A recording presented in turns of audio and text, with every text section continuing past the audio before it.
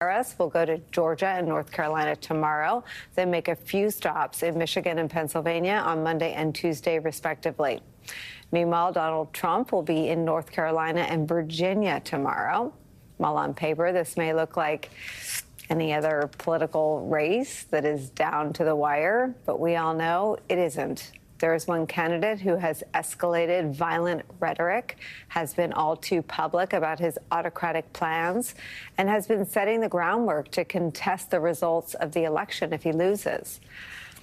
The person he's running against would also make history as the first ever female president, running on a message of opportunity and equality and hope. Here is the latest message from the Harris campaign to voters in the absolutely critical state of Pennsylvania.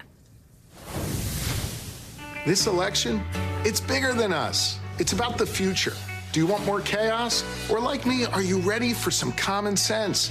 That's why I'm with Kamala. I've known her for 2 decades. She's practical, and she gets stuff done. As president, I will chart a new way forward and find solutions to create jobs and bring down costs. I will fight for you and your family every day. Pennsylvania, let's not go back. I'm Kamala Harris, and I approve this message. So we start the hour with some of our favorite experts and friends. Chief political columnist, host of the podcast In Politic for Puck, MSNBC national affairs analyst John Heilman's here, plus MSNBC political analyst and Democratic strategist Cornell Belcher's here. With me at the table, New York Times editorial board member, MSNBC political analyst Mara Gay is here. You're just back from being out on the trail. Tell me what you saw. Well, I was in Georgia, not only in Atlanta and its far north suburbs, but also in Albany in South Georgia. What I saw was Americans, not only Democrats, but Republicans, former Lieutenant Governor there, Jeff Duncan, independents, moms, teachers, librarians, working their hearts out for every single vote, not because they care about the Democratic Party, but because they care about democracy, about women's rights, about civil rights. You know, I even saw Senator John Ossoff. Yes, he was at that rally with Barack Obama and Bruce Springsteen and Kamala Harris outside Atlanta. But the next day, I saw him sweating through a button-down shirt outside a tiny campaign office in Albany, Georgia, talking to voters, mostly black voters who are going out to canvass. And it's so important because the key to victory in that state is not only Atlanta and its suburbs, but it's actually about driving down the Republican margin of victory in rural areas, largely black belt areas. And so those people in Georgia, those are folks who know with immediacy what is at stake, within living memory. They remember what it was like when Georgia was not a democracy for all those who lived there. And that is haunting. You drive through a place where there's Trump signs in cotton fields and where people are knocking doors in that territory, and they are finding voters who maybe aren't Democrats. They are calling themselves sometimes politically homeless, but they say, I can't vote for Donald Trump. And Georgia was won by Joe Biden, of course, by just over 11,000 We all know the number, right? So you do it to find me 11,000. So, you know what? But the takeaway that I brought home is I think there's so much angst among, again, not only Democrats, but just people who want the project of democracy to continue. And, you know, angst is okay, but there's doors to be knocked. There's calls to make. There are still votes to be had. So I just think, you know, get up and do something is what Michelle Obama said. And people have taken that to heart. So, you know, I have friends who will be phone banking and knocking doors in Pennsylvania or in Michigan. And this is from across the political spectrum. This is a movement for democracy. And it's inspiring to see people going up against long odds and fighting for every vote. It's a beautiful thing. Democracy is actually really beautiful, and it's powerful. Everybody comes back from the trail feeling inspired, which makes me wish I could get out of the studio. Cornell Belcher, how do you see the race today?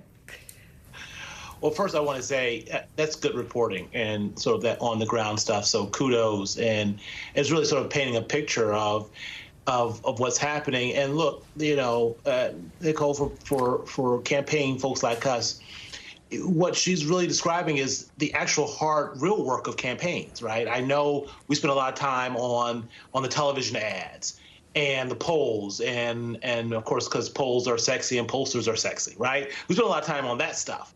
But the real campaign work are those people on the ground going through that cotton field to knock on that door to engage that voter, right? And what you're hearing is that there's been a lot of back and forth, a lot of angst about it. But what you're hearing is that at least the Harris campaign is doing a pretty good job of putting people on the ground and neighbor programs and touching people and really pulling out voters and engaging voters, because that's the real hard work of campaigns, and that's where the campaign will be won or lost at, because in the end, who turns out and how do they turn out, right? And what's that margin, in that rural area that Trump's probably going to win, but is it by 1% or 2%? And if it shrinks, it makes all the difference in the world. So I think that's heartening to hear, and that's what I'm saying also, and that's what I'm feeling. That's what I'm hearing from around the country. But I'm also we've talked about polling a lot here, and the polls are going to be all over the place.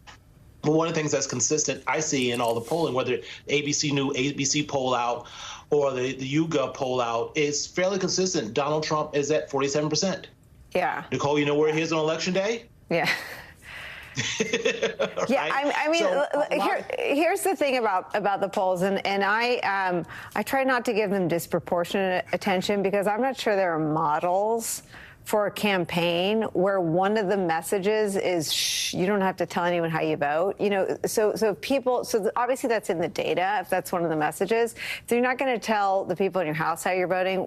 Who the hell's going to tell their husband? I mean, you're not telling a pollster these things. I also think that men on abortion, one, we don't know how to talk about it and cover it as journalists. Two, I'm not sure we know how to ask the question of men. But the idea that all men think that abortion should become a crime. Some men are not around when that choice has to be made. The vast majority of women who have a miscarriage go through that tragedy and that loss as part of a couple. And I don't think we have any tools to talk about it, and I don't think we have any tools to talk to men, and I know we have no tools to poll them. But in terms of this idea of Dobbs dads and girl dads, are there any tea leaves you're seeing? I mean, I know Marist has 59% of college-educated men going for Harris, which is an unprecedented number if that holds through Tuesday. What are you seeing in that area? But that's what you do see unprecedented, right? There's two things. There's one data point that you showed earlier. 4 or 5 months ago, we were on your program talking about the enthusiasm gap and how Republicans were more enthusiastic and more motivated. You're looking at that Gallup number that you just showed, that's flipped, and it's flipped dramatically. And so I think that's part. And what we've talked about is, look, abortion rights may not be the number one issue concern. It never is going to be the number one issue concern. The economy is always going to be the number one issue concern. But it is absolutely a mobilizing issue. The other part about that is what's so key and important, what you talked about with college-educated voters, and particularly college white voters. Let's just call it a thing, right? We weren't winning college-educated white voters a decade and a half ago. But with the push of particularly of college-educated white women, we are seeing for the first time in a long time, a Democrat may very well win college white voters. And what does that mean? That means that suburban ring around Philadelphia, that suburban ring around Pittsburgh, that suburban ring around Atlanta, that suburban ring around Milwaukee. The suburbs are becoming more and more competitive and turning a little less red, a little more purplish, bluish, and is turning some of these battleground states, and is flipping battleground states, right? Georgia is now a state where Democrats compete strongly in now because of the growth of the black vote, also because of what's happening with better educated, upscale white voters in the suburbs. John Hellman, you're always out on the road, and I love hearing your dispatches from what you're seeing and hearing from actual voters. I wonder, too, about the closing messages. I heard from a lot of people who were moved by the closing message and the proximity and the comfort at the proximity of all these Republicans who are going to vote for Kamala Harris, for the Constitution, for the democracy. In Liz Cheney's case, she's even making the argument for Kamala Harris on the issue of abortion, that closing message was so patriotic, it was so unifying, contrasted to Donald Trump's closing message at Madison Square Garden. Are you hearing either of those or both of those breaking through?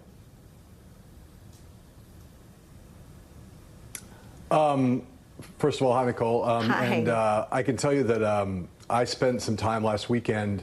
I spent some time last weekend in Michigan, and I was there when Michelle Obama did her first appearance for Vice President Harris back on the campaign trail in Kalamazoo on Saturday last week, and was in Michigan for a period of days around that. And I think taking apart some of the things, addressing some of the things you guys just talked about. First of all, there's nobody in the blue wall states, Wisconsin, Michigan, Pennsylvania, no one who's on the ground, an operative working for either campaign. And I'm not talking about Donald Trump and the people who are feeding him lies back in Mar-a-Lago. I'm talking about nobody on the ground in either one of those campaigns doesn't think that those races are very close. And it's important because in a very different world, a world where the polls, the data that the campaigns see, both campaigns, the Harris campaign, the Trump campaign, and the public polls, which actually are very consistent right now in those three states, which is to say a toss-up in all three, a world where we wake up on Tuesday and the polls are wrong, and they're wrong the way they were, or to the degree they were in 2016, and even to a greater extent in 2020, is a different world, and I would say even the Harris people in those states would say, if all the numbers are wrong, Trump could win all three of these states easily, and that's ballgame. But they don't believe that is the case, and they have a lot of confidence in their data. And in a world where those states are razor tight, the Harris campaign has an extraordinarily sophisticated, extraordinarily well-resourced field operation, ground game, get out the vote operation. And not only is it all those things, sophisticated, well-resourced, run by Jen O'Malley Dillon, the greatest field organizer by common consensus in the modern history of the Democratic Party, and overseen by David Plouffe, the person who now kind of sitting on her shoulder, the person who mobilized field operations for Barack Obama in 08 and in 12 to the greatest effect. That is a huge thing. If the polls are right and it's a toss-up, everybody assumes that the ground game can help Kamala Harris win all three of those states. And I think that if it's not only is their operation really good, it's what's happening on the other side, where people who are in those get out the vote efforts, who are doing door knocking, who are marching precinct to precinct, door to door, armed with incredibly sophisticated computer technology, what they are saying is the Republican side is a SHI touch show, outsourcing the ground game to Elon Musk and Charlie Kirk turns out not to, at least from what we can tell, turns out not to have maybe been the wisest idea in the world. Elon Musk may be able to put a rocket on Mars and might be able to build an electric car, but it turns out that trying to do the ground game in a battleground state on your first try isn't quite the same thing. It's not an engineering feat. It's also about human motivation and organization and inspiration.